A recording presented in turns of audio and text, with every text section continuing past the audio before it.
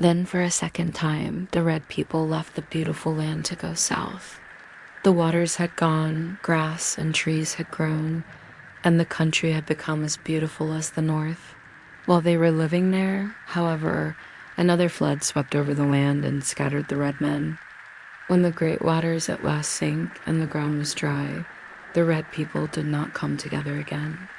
They traveled in small bands, just as they had done in the beginning before the great medicine told them to unite.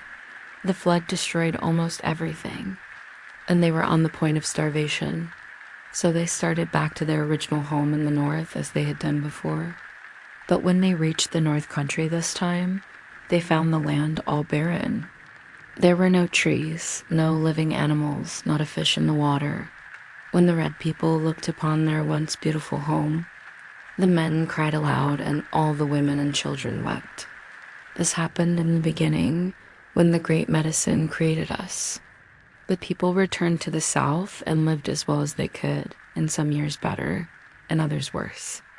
After many hundreds of years, just before the winter season came, the earth shook, and the high hills sent forth fire and smoke. During that winter, there were great floods. The people had to dress in furs and live in caves, for the winter was long and cold. It destroyed all the trees, though when spring came, there was a new growth. The red men suffered much and were almost famished when the great medicine took pity on them.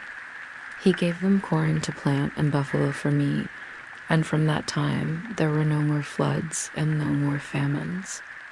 The people continued to live in the south, and they grew and increased. There were many different bands with different languages, for the red men were never united after the second flood. The descendants of the original Cheyenne had men among them who were magicians with supernatural wisdom. They charmed not only their own people, but also the animals that they lived on, no matter how fierce or wild the beast.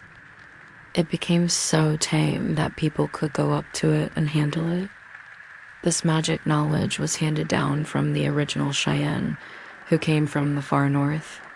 Today, Bushy Head is the only one who understands that ancient ceremony, and the Cheyenne consider him equal in rank to the medicine arrow keeper and his assistants.